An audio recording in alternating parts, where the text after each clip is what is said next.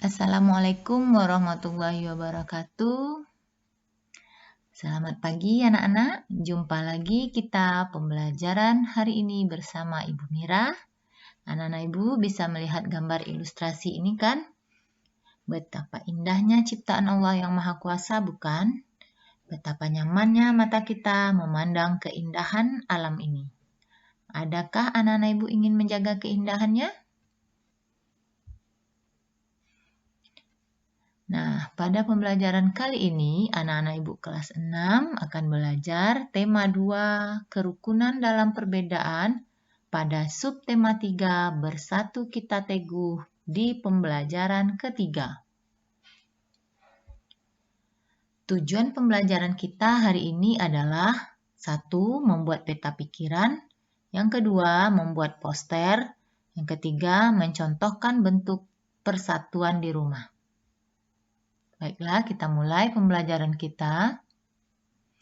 Anak-anak Ibu, coba amati apa yang terjadi dengan penyu ini. Ya, ini adalah seekor penyu yang terdampar di tepi pantai yang ditemukan oleh petugas BKSDA. Nah, penyu ini terdampar karena dia cedera oleh sampah-sampah yang banyak berserakan di dalam laut. Nah, kita simak ceritanya. Anak-anak Ibu, pada pertemuan sebelumnya kita sudah mempelajari tentang manfaat hewan dan tumbuhan bagi manusia. Hewan dan tumbuhan tersebut memberikan manfaat yang sangat banyak untuk manusia. Hewan dan tumbuhan itu perlu kita jaga kelestariannya agar tetap memberi manfaat bagi kita. Kita jangan hanya pandai memanfaatkannya saja, tetapi kita juga harus menjaga kelestariannya. Seperti ini karena ulah kita manusia yang membuang sampah sembarangan ke laut, akhirnya penyu ini mati terdampar di pinggir pantai. Nah, seperti ini juga adalah kawasan hutan mangrove yang ada di tepi pantai. Apa manfaat hutan mangrove bagi manusia? Yuk kita simak sama-sama. Nah, agar manfaat hewan dan tumbuhan dapat kita rasakan sampai kapanpun, kita harus bersatu menjaga kelestariannya. Pelestarian hewan dan tumbuhan tidak hanya tanggung jawab pemerintah saja, tapi tanggung jawab kita semua. Sekarang ini banyak organisasi atau komunitas yang terlibat aktif dalam pelestarian hewan dan tumbuhan. Komunitas tersebut bersatu untuk ikut melestarikan hewan dan tumbuhan. Contohnya komunitas pencinta penyu. Mereka bersatu untuk melakukan penangkaran penyu. Telur yang mereka dapatkan di pinggir pantai, mereka kumpulkan untuk kemudian ditetaskan. Apabila sudah menetas, tukik penyu tersebut segera dilepas ke laut. Mereka juga mengedukasi penduduk untuk tidak mengkonsumsi dan menjual telur penyu. Kemudian ada pula komunitas peduli mangrove. Komunitas peduli mangrove ini adalah komunitas yang peduli dengan lingkungan pesisir pantai. Mangrove memiliki peran yang sangat besar untuk melindungi kawasan pesisir pantai. Mangrove memiliki akar yang kuat untuk melindungi pantai dari abrasi. Hutan mangrove juga memberi tempat untuk berkembang biaknya biota-biota perairan payau yang memiliki ekonomi tinggi bagi masyarakat pesisir. Lalu bagaimana cara komunitas tersebut bisa mengumpulkan orang sebanyak itu untuk menanam mangrove? Mereka mengumpulkan orang dengan cara menyebar pengumuman melalui poster. Anak-anak Ibu juga bisa ikut serta menjaga hewan dan lingkungan loh. Bagaimana caranya? Anak-anak Ibu bisa membuat poster yang isinya mengajak orang untuk menjaga hewan dan tumbuhan. Bisakah anak-anak Ibu membuat poster? Yuk mari kita belajar bersama membuat poster tersebut.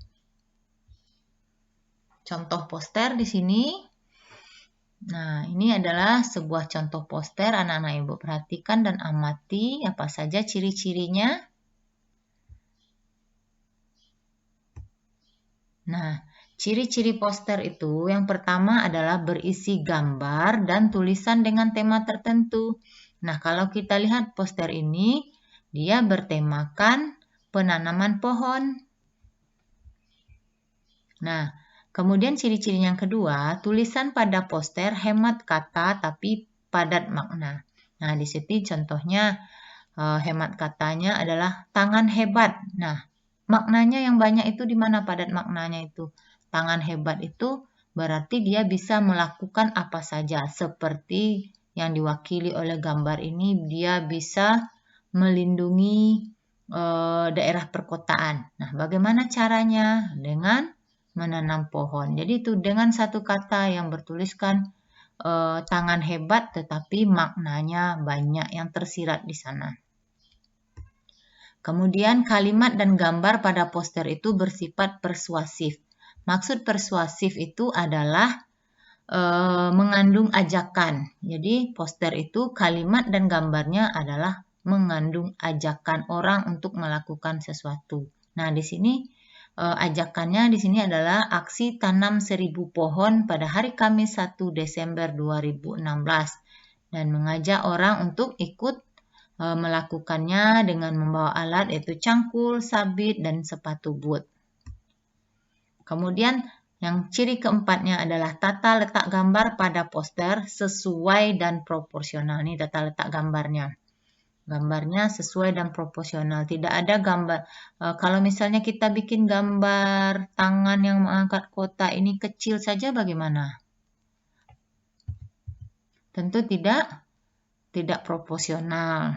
Nah, tata letaknya proporsional dan sesuai. Nah, ini seimbang dia. Jadi anak-anak ibu nanti ketika membuat poster harus memperhatikan ciri-ciri poster yang 4 ini. Oke, kita lanjutkan. Nah, saat ini anak-anak ibu berperan menjaga persatuan dengan ikut serta kegiatan menjaga kelestarian hewan dan tumbuhan. Dahulu para pejuang bangsa kita menjaga persatuan dengan ikut serta mewujudkan kemerdekaan dengan segala keahlian dan kemampuan yang mereka miliki. Contohnya, Sayuti Melik mengetik naskah proklamasi dan Fatmawati menjahit bendera pusaka merah putih. Mereka bersatu untuk ikut serta mewujudkan kemerdekaan Indonesia. Bagaimana peranan Fatmawati dalam mempersiapkan proklamasi kemerdekaan Indonesia? Nah, mari kita simak sama-sama. Ini ada teks Sangsaka Merah Putih. Sangsaka Merah Putih merupakan nama kehormatan terhadap bendera merah putih negara Indonesia. Pada mulanya, sebutan ini ditujukan untuk bendera pusaka, bendera merah putih yang dikibarkan tanggal 17 Agustus 1945 di Jalan Pegangsaan Timur 56 Jakarta saat proklamasi dilaksanakan. Bendera tersebut dibuat oleh Ibu Fatmawati, istri Presiden Soekarno pada tahun 1944. Bahan pembuatan bendera adalah dari bahan katun Jepang dengan ukuran 276 cm x 200 cm. Sejak tahun 1946 sampai 1968 hanya dikibarkan setiap hari ulang tahun kemerdekaan Republik Indonesia. Karena usianya yang sudah tua, bendera pusaka itu terakhir kali dikibarkan tahun 1969. Bendera itu kemudian disimpan di Museum Nasional. Pemerintah kemudian membuat bendera duplikat dengan ukuran 300 cm x 200 cm. Nah, ini berarti yang kita lihat yang berkibar setiap tanggal 7 upacara 17 Agustus 1900 setiap tahunnya di Istana Merdeka itu yang dikibarkan adalah bendera duplikat. Nah, anak-anak ibu dari teks Sangsaka Merah Putih, anak-anak ibu nanti akan membuat peta pikiran dengan menuliskan kalimat dengan pertanyaan apa, mengapa, siapa, di mana, kapan, dan bagaimana. Kalimat-kalimat tersebut anak-anak ibu buat dengan menggunakan kalimat efektif. Nah, tugas kita hari ini adalah yang pertama, buatlah poster bertemakan selamatkan hewan atau tumbuhan. Poster tersebut harus memenuhi ciri-ciri poster yang sudah Ibu jelaskan tadi dan diwarnai sebagus mungkin. Anak-anak Ibu membuat poster tersebut pada buku gambar. Yang kedua, buatlah peta pikiran dari teks bacaan Sang Saka Merah Putih dengan menggunakan kalimat efektif. Tugas anak-anak Ibu ketiga adalah rancanglah sebuah kegiatan di rumahmu yang menggambarkan persatuan. Kegiatan tersebut didokumentasikan dalam bentuk foto atau video, kemudian kirimkan foto atau video tersebut kepada Ibu.